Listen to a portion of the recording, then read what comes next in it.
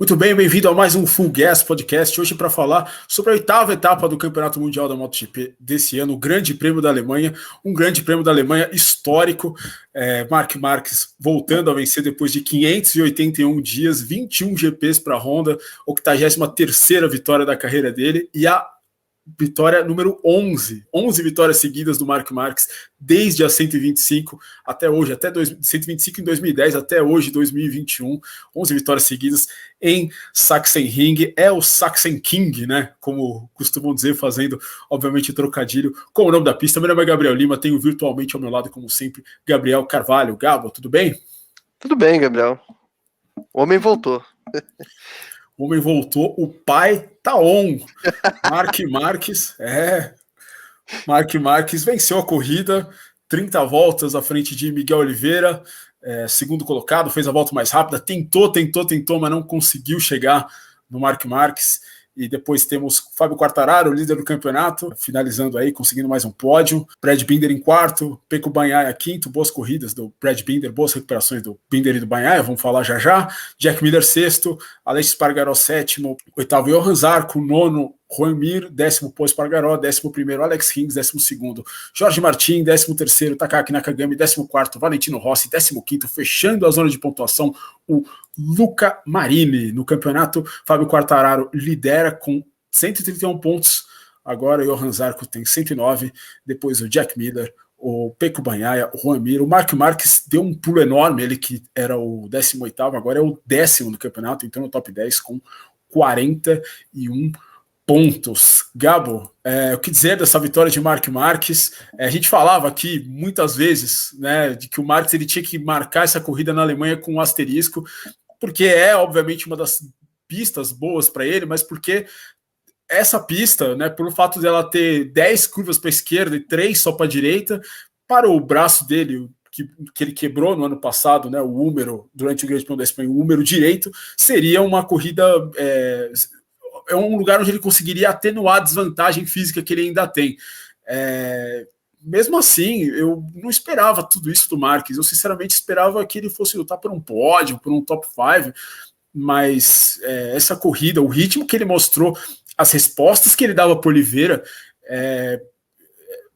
foi o velho. A gente falava que o Marquez estava irreconhecível. Esse foi o velho Marquez dando as caras. Pois é, eu também fiquei surpreso, também não imaginava ele com ritmo para vencer a corrida, mas ele teve um momento ali importante para ele na corrida, que foi naquela garoa, né? Foi o momento em que ele conseguiu abrir esses 2 segundos aí, né? Ficou ali 1,8, 1,7, 1,9. Miguel chegou até a baixar de 1 segundo, mas nunca teve chance de real de ultrapassagem.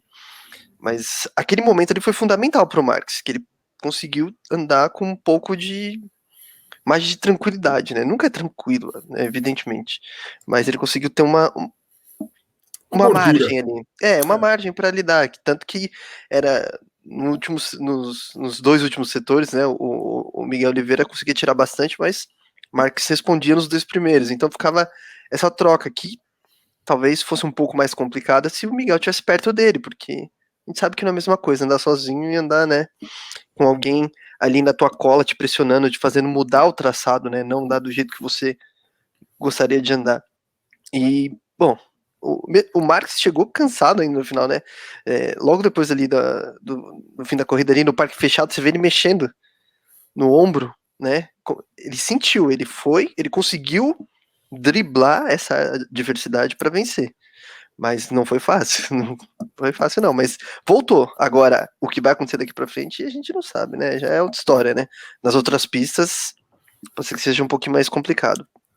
Uma grande atuação individual também do Marquez, assim, né, obviamente a Honda, as motos da Honda não estavam andando tão mal, né, em Sachsenring, a gente viu durante os treinos as motos conseguindo até andar melhor do que a gente estava vendo, do que a gente viu na Itália e na Catalunha, mas realmente o Marc Marquez tem alguma coisa dessa pista com o Marquez ali que casa muito bem, e foi isso que você falou realmente, né, o Oliveira, ele acabou sendo, o Marquez foi beneficiado pelo fato daquela garoa ali que durou umas 2 voltas, e logo que a garoa, você pode ver na corrida, logo que a garoa começa o Marques, ele abre um segundo e na volta seguinte ele abre mais um. Né? Tava todo mundo junto até ali. Né? O Aleix estava em segundo ainda, tava o Miller, tava o Oliveira.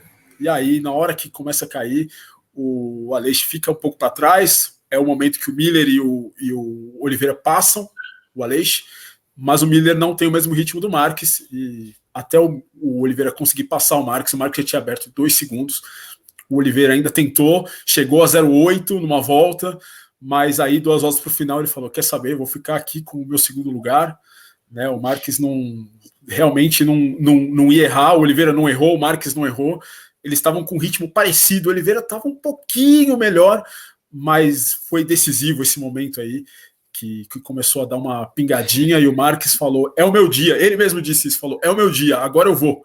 E foi. E até porque, antes da garoa, parecia que todo mundo estava estudando ainda, sabe?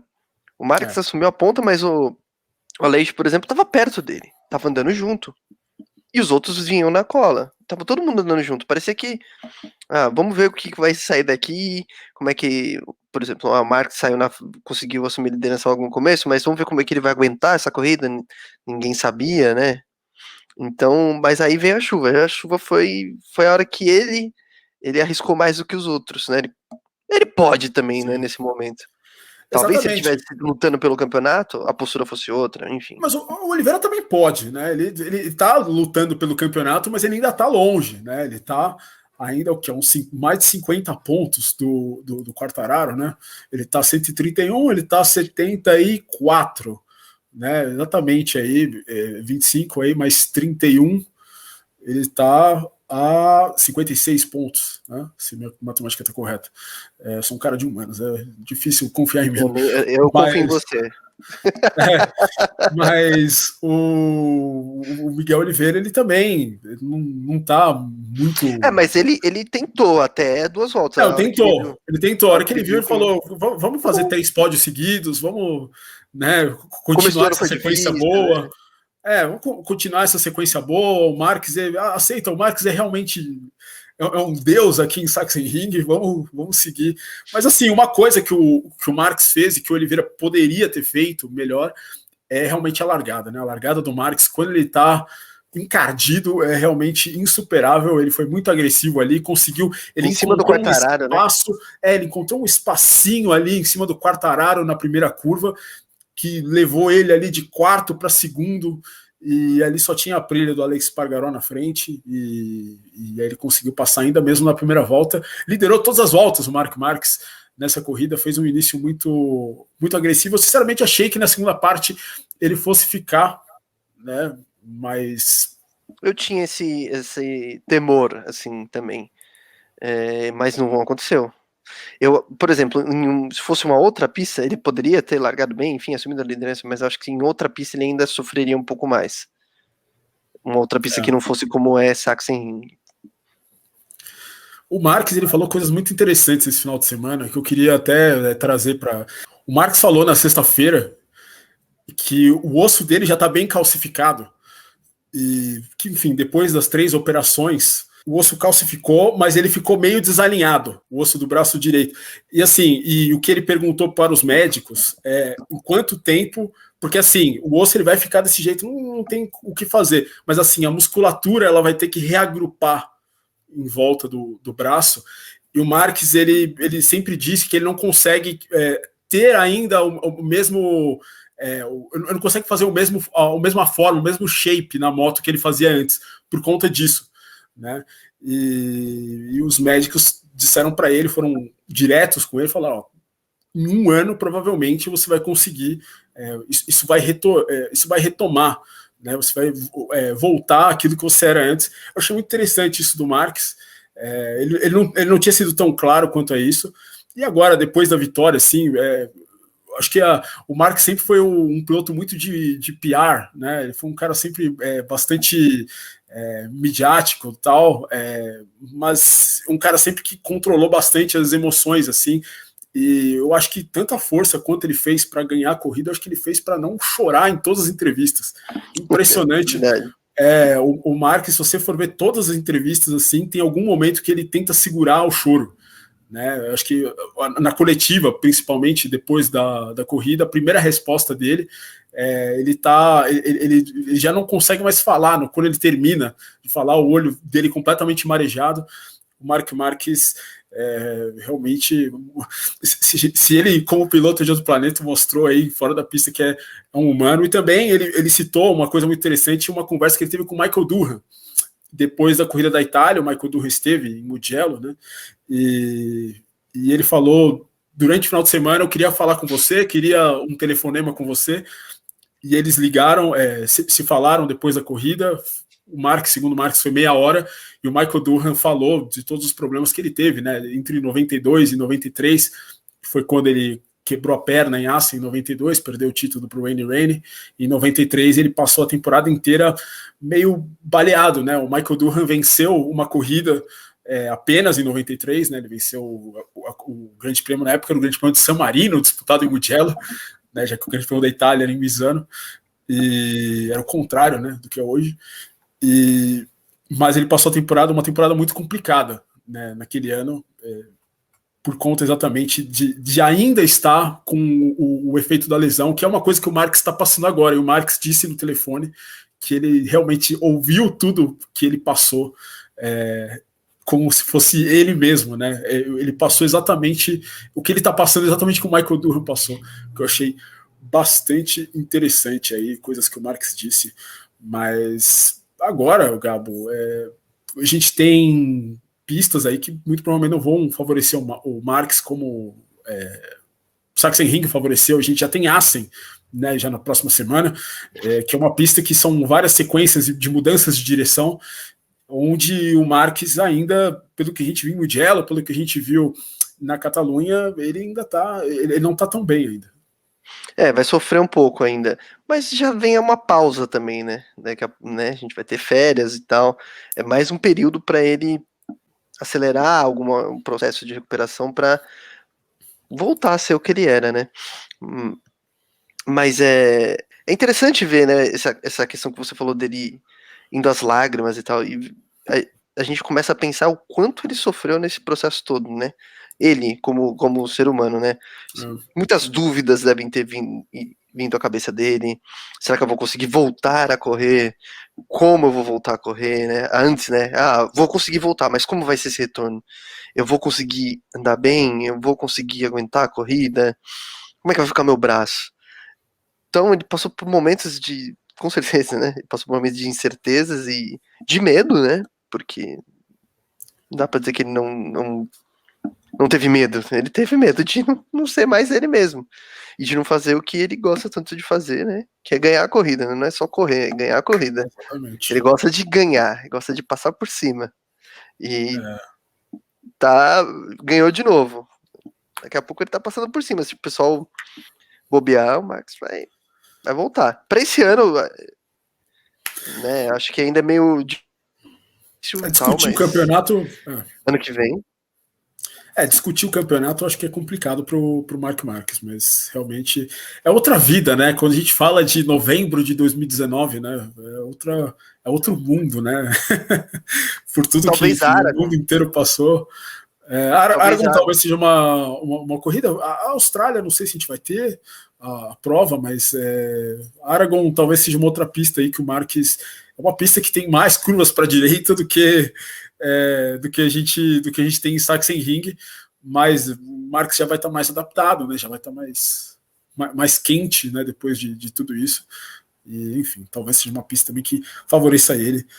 Bem lembrado aí. Enfim, 83ª vitória do Marques na carreira, 57ª na MotoGP, e é isso aí, quebrando uma sequência de 21 GPs sem vitória da Honda. E o a Miguel Honda Oliveira... não vai ter concessão, hein? Não vai ter concessão.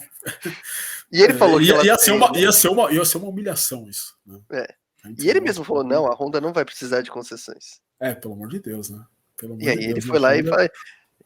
Criaram isso para derrotar a Honda, e a Honda vai precisar de concessão. Mas o Marques mostrou que ele faz a diferença, né? Porque, assim, depois dele, a melhor Honda foi o quê? O Paul Espargaró, né? Sim, eu diria que o Paul Espargaró exatamente foi o 10º, mas eu diria que os 3 primeiros eles estão fazendo a diferença nas fabricantes deles. Né? O Miguel Oliveira, claramente ele tá num nível diferente do Binder. O Binder fez uma boa corrida hoje, mas fez uma coisa de recuperação, ficou no Q1 ontem. O Fábio Quartararo, enfim, viu a Yamaha esse final de semana degringolando praticamente, companheiro de equipe dele. Maverick Vinhares fez a pior classificação da vida dele na MotoGP, 21º, e chegou em último, né? Chegou em 19º. E quem fez a diferença foi o Fábio Quartararo, né? Eu diria que os 3 ali, né, são 3 aliens, né? Ou pelo menos foram nesse final de semana 3 aliens aí dentro das suas montadoras, né? Porque se você pegar, por exemplo, a Ducati, você tem os pilotos andando mais ou menos ali, né? Terminaram até perto, né? O Bagnaia foi o 5º, o Miller o 6º, e o Zarco foi o 8º. Ou seja, assim... Andaram juntos a corrida inteira, né? Andaram juntos a corrida inteira. E o Martin ficou ainda se recuperando, né? Ficou um pouquinho mais para trás. Mas assim, na Ducati fez você tem... boa classificação. Foi bem. Esse final de semana. Você tem os pilotos andando relativamente juntos ali. Agora, Honda, Yamaha e KTM, a coisa... E o curioso é que a KTM renovou primeiro com o Binder, né? E assim, um contrato de longa duração e tal. Não dá para entender. Estabilidade aí, né? Eu acho que tudo bem, eu entendo querer manter a estabilidade, mas eu acho que até 2024 eu achei um pouco demais aí a renovação com o Brad Binder, né? O Mark Marques tem contrato também até 2024, não sei se eles meio que estão esperando o Marques, né? Talvez, pode ser, não sei. E meio que querem uma estabilidade até lá, né? Uma coisa que assim, eu pensei aqui, mas eu sinceramente eu não veria com maus olhos, porque o Binder não é um piloto ruim, né? E o Oliveira também está fazendo um excelente trabalho. Você se manter com esses 2 pilotos até 2024, você ganha você já tem uma base muito boa, né? Então pode ser. O Miguel Oliveira, enfim, fez mais uma grande corrida. Dessa vez ele tentou desafiar o Marques numa pista que é completamente do Marques, mas fez uma grande prova. O Fábio Quartararo fez uma corrida sólida, né? O tipo de corrida que ele não fazia no passado, ou ele vencia, ou ele tinha algum tipo de problema. Mais cerebral, mas pensando no campeonato, achei uma boa corrida dele também. E ele comemorou no final, né? Porque ele sabe que esse resultado é importante. Ele sabe que construir uma vantagem no campeonato é importante, porque o campeonato é muito longo, tem muita coisa pela frente ainda. Ele precisa de vitórias, mas ele precisa também de resultados normais, né, como um 3º lugar, né, e ele disse, né, que não tinha o ritmo, realmente não, se ele não tem o ritmo e ainda é 3º, né, significa que tá bom. Tá muito bem ainda. O Fábio Quartararo, o Brad Binder na 4ª posição, fez uma boa corrida. O Brad Binder no final acabou ressurgindo, assim como o Pecco Bagnaia. Grande prova do Bagnaia. O Bagnaia terminou em último na sexta-feira e poderia ter se classificado mais à frente, não fosse a bandeira amarela causada pelo Zarco na classificação, que largou na pole position, mas caiu e não deixou ninguém. Como o Charles Leclerc fez. Exatamente. Não foi de propósito, mas ninguém quer cair de moto. É algo que está recorrente no esporte a motor agora, o pessoal fazer uma bandeira amarela decidir o treino classificatório. Tem equipamento, tem airbag, mas não é bom cair de moto, não. Não é bom. Não é agradável. Ele foi atrapalhado ali pelo Quartararo ali, deu uma desconcentrada nele ali, mas... Enfim, fez a pole position, né? O Marques, um dos números do Marques caiu esse final de semana, né? Ele não fez a 11ª pole position seguida em Sachsenring. Quem fez foi o Zarco, já destronou ele da pole, mas não conseguiram destronar ele ainda da vitória em Sachsenring. O Alex Espargaró, boa corrida da Aprilia, né? Primeira fila.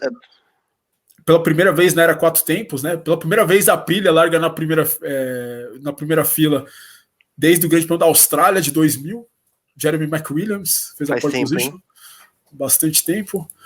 E, enfim, a Suzuki decepcionou bastante esse final de semana. Eu estava esperando muito da Yamaha e estava esperando muito da Suzuki, né? Porque são motos que se comportam melhor em curvas, né? Mas a Suzuki, ela tá meio que decepcionando, eu acho que na temporada, né? Precisava ter feito um pouquinho mais, assim, né? Pra estar na briga.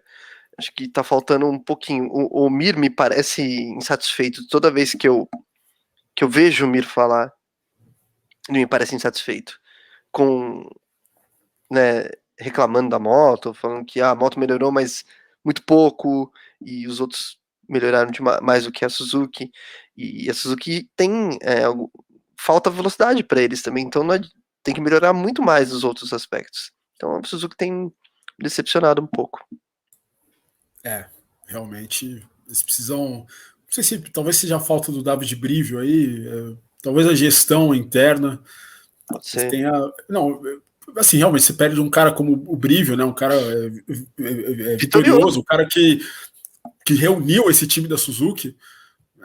Realmente teria que haver um pênalti, né? Mas eu não sei se deve ter a ver, não sei se é o principal fator, mas de fato a Suzuki não vem bem. O Alex Rins aí, olha só, pela primeira vez desde o Grande Prêmio de Doha, viu a bandeirada sem cair, né? Parabéns para Alex Rins, conseguiu pontos aí na temporada pela primeira vez desde a segunda corrida do ano. E se caísse de novo. Depois de cair de bicicleta, bateu numa van enquanto mandava uma mensagem muito importante. Ele, muito importante. E, enfim, o Martin fez uma boa corrida, fez uma corrida ok, né? Mas largou de sétimo, chegou em 12º, e o Rossi apenas 14º. Gabo. Rossi vai correr o quê? Vai correr de WEC agora? Parece que a Gazeta dello Sport está falando, né? Que o destino do Rossi é o campeonato de corridas de longa duração. O que faz sentido até, se você for pensar, para um piloto de mais idade. Não estou dizendo que o Rossi vai andar bem. Ele andou nas provas que ele fez aí, nas provas que não tem o mesmo nível do Mundial de Endurance, né? Vamos deixar claro, né? São bons, mas não no nível do Mundial de Endurance. Faz sentido para um piloto. Bahrein, né? Com um piloto de mais idade e para corridas de longa duração, porque vou usar esse nome, a pegada é outra, né? Então faz sentido ele ir para isso, porque na MotoGP não tá rolando, mas simplesmente não está rolando. Chegou até a rolar uma informação de que o chefe da Petronas teria falado que ele já teria falado que o Rossi não continua na equipe, né? Mas depois desmentiu, enfim. O fato é que começa a circular, né, cada vez mais forte a história de que o Rossi vai se aposentar. E já passou da hora, né? Assim, o Rossi tem uma história maravilhosa, tudo, né? Foi o campeão que foi, mas faltou entender a hora de parar. Claramente essa temporada ela seria triste parar no ano passado, né, pelos motivos que a gente já explicou, pelo fato de não ter torcida, tal, ser uma temporada bastante atípica, mas o ano passado eu acho que teria sido o ano para ele parar e sair. Não vou dizer sair por cima porque ele não fez uma boa temporada, mas ele sair de uma maneira mais digna. O que a gente está vendo agora, ele está sofrendo bastante. Pelo menos teve um pódio, né? Teve um pódio durante o ano. Exatamente. Realmente o Valentino não. É que antes da gente começar a gravar, eu falei pro Gabriel que o Valentino tinha que ter uma turnê de despedida. Ele fala que já é essa. Tipo, fazer igual o Scorpions, que fazia várias turnês de despedida e. Verdade. O Scorpions fez várias. Mas é bem diferente, né? Bem diferente. Sim. Bem diferente no caso do Valentino Rossi. Maverick Viñales na última posição. Algo a dizer do Viñales? O Viñales tá meio bravo, né? Ele tá meio bravo. Tudo começa ali, né? Tudo começa não, mas assim, o Viñales sempre foi essa montanha-russa que a gente já falou aqui algumas vezes, mas parece que não desceu bem essa história da troca da saída do Esteban Garcia, né? E hoje ele soltou cobras e lagartos, falou que fez 10 voltas ali né? Eu tava ali, né? Que foi para colher dados, tirou a mão para ter espaço, né? Porque ele tava andando atrás ali das Ducatis da A20, né, da Sponsorama, não sei nem mais qual é o nome dessa equipe, porque muda toda hora, mas que ele não conseguia, né, ultrapassar os caras, porque, enfim, faltava velocidade, E aí ele tirou a mão, falou que andou sozinho para colher dados, mas que ele não quer ficar colhendo dados, que ele não quer copiar o acerto do Vinhares, que a situação está... Ele está se sentindo Quartararo. desrespeitado. Vinhares, ó, Quartararo. Até mudei aqui. Ele me confunde, o Vinhares. Não, falando sério. Não quer copiar o acerto do Quartararo, obrigado, Gabriel. Porque ele não pilota igual o Quartararo, tudo bem, mas não quer nem olhar ali, não quer... Não, a moto tem que ser do meu jeito, ele falou, né? Tem que ser pro meu jeito e não tá acontecendo, é uma situação recorrente, mas ele ganhou a primeira corrida do ano. O Vinhales, realmente, a gente falou do Binder, né, que talvez a KTM tenha assinado um acordo grande demais com ele, e a Yamaha deu uma errada, errou, né? Deu uma garoteada. De assinar com o Vinhales, devia ter feito, talvez assinado um ano só, fazer aquele 1+1, né? Porque agora deixado ir para a Ducati, né? Eles estão presos com ele agora, né? O Vinhales é um cara que meio que já ficou meio insosso, já. Eu acho que Yamaha e Vinhales, eu acho que não vai mais dar. Depois de chegar em último, e do jeito que saiu também o Esteban Garcia, né? O Esteban Garcia tem uma história com o Vinhales, né? Foi campeão de Moto3, ganhou a corrida de Suzuki com o Vinhales. Do jeito que ele saiu, eu acho que não tem mais muito clima para o Vinhales, a não ser que eles consigam, de repente, Assen é uma grande pista para o Vinhales. Vinhales venceu a última corrida em Assen, né, em 2019, com o chassi, né, 2018 da Yamaha. E, enfim, na ocasião, só história curiosa, mas eu não sei. Vou trazer aqui as palavras do Vinhares que ele fala. Ele chega num ponto que ele fala: no fim, chega uma hora que, como piloto, você vê, né? Você percebe que, né? Você diz, né? Que isso parece falta de respeito. É o que ele diz, né? Parece uma falta de respeito. Mas assim, a Marra tá tentando ajudar o cara, né? Fala assim: ó, você tem a moto, você tem uma moto de fábrica, a gente investiu em você, a gente fez um contrato de longa duração com você. O material tá aí. Seu material é, teoricamente, o mesmo do piloto que lidera o campeonato. Você chega ele chegou em terceiro, você chegou em último. Realmente aí... Você chegou atrás de um piloto que tem 42 anos. Exatamente. Que tá à beira da aposentadoria.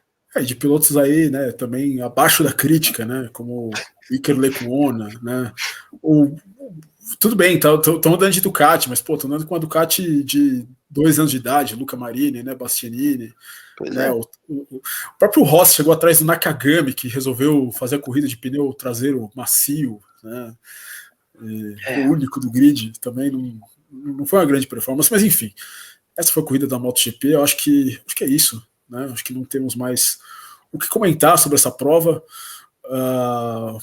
Eu esqueci de falar, na verdade, o Oliveira ele fez 65 pontos nas últimas 3 provas contra 51 do Quartararo. O Oliveira está numa grande sequência. É a primeira vez desde 1975 que 4 marcas vencem 4 corridas seguidas na categoria principal, né? Ducati, Yamaha, KTM e Honda. A última vez. Isso é bom, excelente. Foi, Yamaha, Kawasaki, Suzuki, MV, Agusta, desde 75. Número interessante aqui. Vamos falar um pouquinho agora das outras categorias. Moto 2, a vitória do Remy Gardner depois de eu acho que ele surpreendeu bastante o Raul Fernandes no começo, passou o Fernandes acabou caindo rapidamente ali, logo depois, pagou um pouquinho pelo noviciado, acho, mas entregou uma grande vantagem agora para o Remy Gardner. Remy Gardner venceu, o Aron Canet segundo, Marco Bezek terceiro. E no campeonato, o Remy Gardner agora tem 164 pontos contra 128 do Raul Fernandes. Abriu uma boa dianteira. Temos muitas corridas ainda para o final da temporada. Mas quem tem uma boa vantagem? Na Moto 3, né? Na Moto 3 também tem a vantagem, eu diria, né? Que o Pedro Acosta voltou a vencer sua 4ª vitória na temporada, com o Kaito Toba em segundo e o Denis Foggia na 3ª posição, e agora nada mais que 55 pontos de vantagem, 145-90 para o Sérgio Garcia, que terminou fora do pódio. O Raul Maziar acabou caindo, e não tem o que falar, né? Moto 3 é meio que, a não ser que cometa alguma... ele já tá, ele já garantiu, né, que ele vai pelo menos passar as férias como líder. Ele vai chegar na segunda corrida da Áustria, né, o GP da Áustria, no caso, né, depois do GP da Estíria, que ele vai chegar como líder do campeonato. O Pedro Acosta... Só não fazer bobagem. Tudo bem, a Moto 3 é uma categoria em que, né, as coisas mudam a cada corrida, mas o Pedro Acosta tá... A cabeça do Pedro Acosta, eu acho ela muito... É impressionante como ele consegue se programar bem para as corridas. As corridas estão super selvagens, e ele sempre no final ele tá ali. A gente viu em Barcelona que ele teve problemas ali na última volta, jogaram ele fora, mas ele estava ali, entendeu? E esse é o grande problema. Por exemplo, o Raul Fernandes na Moto 3, ele teve problemas com isso, né? Ele ganhou, ele poderia ter vencido mais corridas, ele fez muitas pole positions, mas ele não conseguia transformar em vitória, porque no mano a mano ele não era igual aos caras, ele não era tão agressivo. Claramente ele teve esse problema, um problema que o Pedro Acosta não tem, e chegou muito pronto o Pedro Acosta, e realmente ele pedindo passagem já para voos mais altos. Com certeza. E vai subir para a Moto 2 com certeza. Quem reza a lenda aí que pode subir, a gente falou no último programa, né, Gabo, que o Raul Fernandes não subiria para o MotoGP. Reza a lenda aí que pode ser que a moto de Valentino Rossi seja de Raul Fernandes na próxima temporada. E seria um excelente negócio para ele e para a Petronas também, né? Seria um cara que chega melhor cotado do que o próprio Quartararo chegou, né? Verdade. E quem sabe, mas o Raul Fernandes desconversa, né? Todo mundo desconversa, mas vamos ver o que acontece. A prova da Moto 2 foi a prova 200 da Moto 2 na categoria intermediária, né? Era 2 tempos, não, era 4 tempos, melhor dizendo, né? Depois era 2 tempos a 250 cilindradas. Algo mais a acrescentar, Gabriel Carvalho? Não, só no que vem, né? A Gresini confirmou a Ducati, né? E aí vão ser o Enea Bastianini e o Di Gian Antonio, que já tinha essa promoção para a MotoGP meio que encaminhada, né? Sim. Então já tá definido aí o que vai ser da Gresini, que ano que vem, né? Não fica mais cuidando da operação da Aprilia, que vai ser cuidada pela própria fabricante. Exatamente, e provavelmente teremos essa semana. O Valentino Rossi ele estará na entrevista coletiva de quinta-feira do Grande Prêmio da Holanda, provavelmente para anunciar, né, ou depois do anúncio da VR46 correndo com motos da Ducati. E uma das motos da equipe do Valentino Rossi, ao que tudo indica, vai ser uma moto GP22, vai ser uma moto da temporada que deve ser para o Luca Marini. Né, o Marco Bezzecchi está fazendo uma temporada boa, né, consistente na Moto 2, deve subir para a MotoGP, né, aproveitando seu piloto da VR46, e o dinheiro saudita, da empresa que mais polui no mundo, a Aramco, vai está na Fórmula 1, né, parceira global da Fórmula 1, e estará também na equipe do Valentino Rossi, e comprará uma Ducati da temporada para o plantel de Valentino Rossi. Enfim. Ninguém olha para a origem do dinheiro, né? Tá tudo bem. A conta tá paga, tá tudo bem.